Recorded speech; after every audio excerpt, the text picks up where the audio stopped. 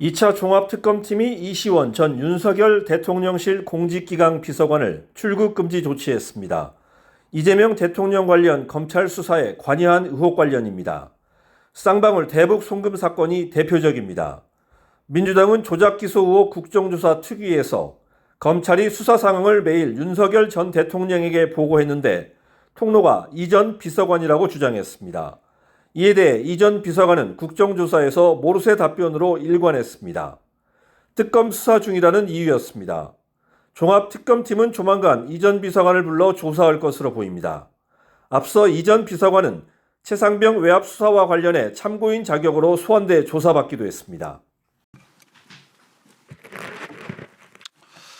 예, 부천시 병 출신 이건태 의원입니다. 지금부터 제가 드릴 질의는 제가 국정원으로부터 제출받은 자료에 근거해서 물어보겠습니다.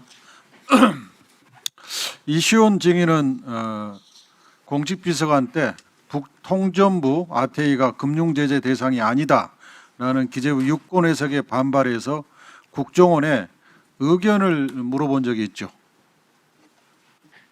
그 부분에 대해 짧게 없으면 없다고 하고 있다. 그 부분에 대해서는 좀 전에 말씀드린 것처럼 그 국회 증언감정법 3조 1항에 따라서 증언드리기 어려움을 말씀드립니다. 계속하겠습니다. 국정원으로부터 통전부 아태이 등 노동당 산하 조직은 제재 대상이라는 취지의 초도 의견을 전달받자 부처별 해석이 달라 허점이 있다면서 국정원장 주관의 관계기관 회의 개최 및 대북 제재 해석 기준 마련 필요성을 언급한 적이 있죠. 같은 취지로 증언드리기 어려움을 말씀드립니다.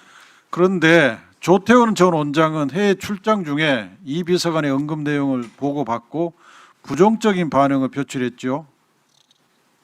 동일한 취지로 답변드리기 어려움을 말씀드립니다. 국정원 협의가 여의치 않자 증인은 국가안보실을 통해서 대북 제재에 대한 광의의 해석 기준을 마련을 추진합니다. 그 당시 증인은 그렇다면 해석 기준은 안보실에 맡기자. 안보실 관계 비서관도 노동당 산하인 것을 아는 이상 제재 대상이 아니라고 할 수 있겠느냐, 이런 취지의 말을 하더라라고 언급을 했어요.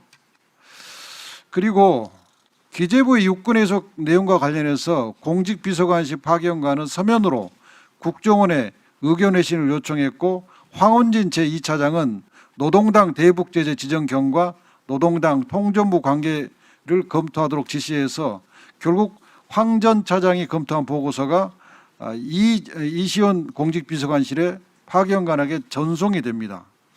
그런데 이게 전송된 이후에 조태영 원장이 그걸 회수하고 수정본을 또 보냅니다. 이게 이제 전반적인 경과 사실인데, 왜 이런 걸 공직비서관이 자기의 업무가 아닌데 왜 이걸 검토하죠? 좀 전에 말씀드린 것처럼 그 부분에 대해서는 동일한 사유로 답변드리기 어려움을 말씀드립니다. 김태효 증인께 묻겠습니다. 네.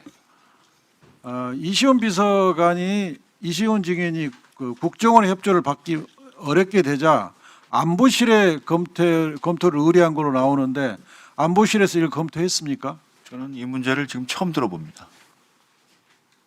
검토받은 적이 없습니다. 만약에 이시원 증인이 이걸 안보실에 의뢰를 했다면 안보실에는 어느 쪽이 담당이 되죠?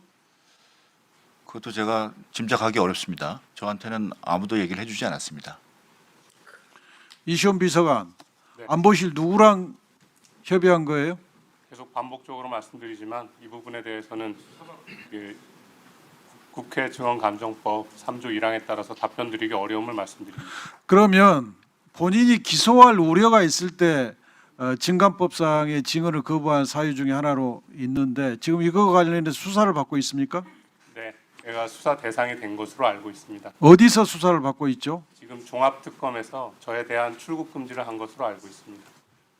그래요? 네. 자, 그러면 지금 말하는 걸 보니까 안보실 누군가하고 협의를 하고 안보실에서 그 당시 논의를 한 것 같은데, 김태효 증인, 네, 안보실에 본인의 직책이 그때 뭐였죠?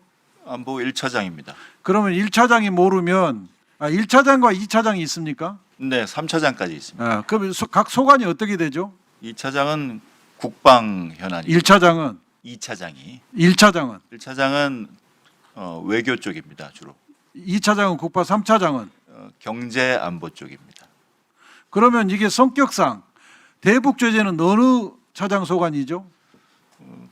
통일비서관일 수도 있고 뭐 군사 문제가 있으면 또 국방 쪽에 있는데 어쨌든 이 문제는 제가 다뤄본 적이 없습니다. 통일비서관이면 1차장입니까? 2차장입니까? 1차장 소속입니다. 본인 소속이에요? 네네. 혹시 이 문제와 관련해서 기재부하고 협의한 적이 있습니까? 없습니다. 자, 이시원 증인, 네. 그 특검으로부터 소환 연락을 받은 적이 있습니까? 종합특검으로부터는 없습니다.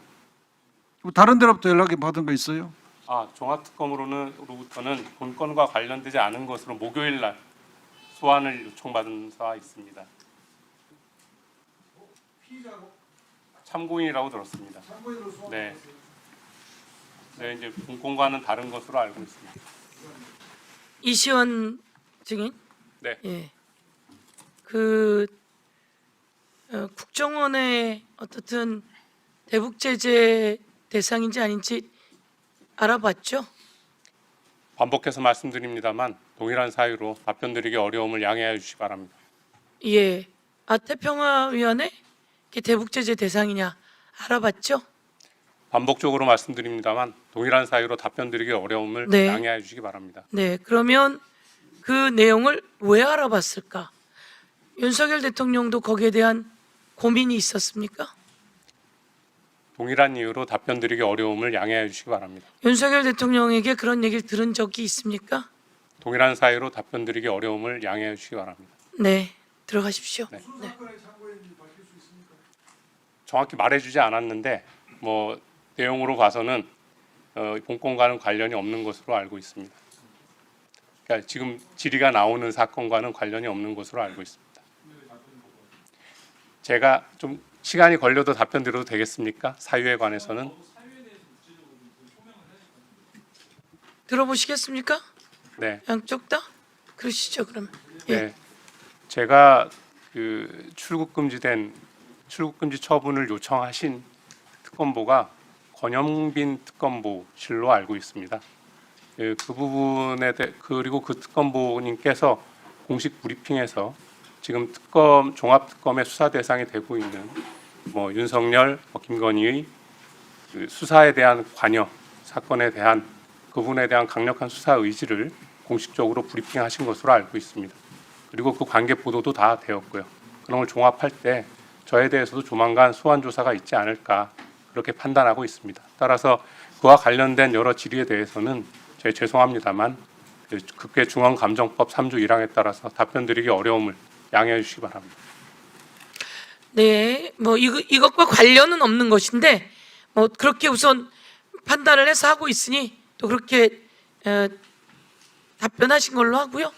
예, 그리고 특검 범위에 이제 그 대통령이 수사 상황을 보고받고 또 그와 관련해서 지시하고 이런 위법한 내용이 특검 수사 대상에 들어 있어서 그 부분인 것 같다 이런 말씀인 거죠? 그리고 그 수사 대상하고 지금 본특위에서 감사하고 계시는 감사 범위하고 중복이 된다고 저는 생각하고 있습니다. 네, 예, 들어가세요. 다음은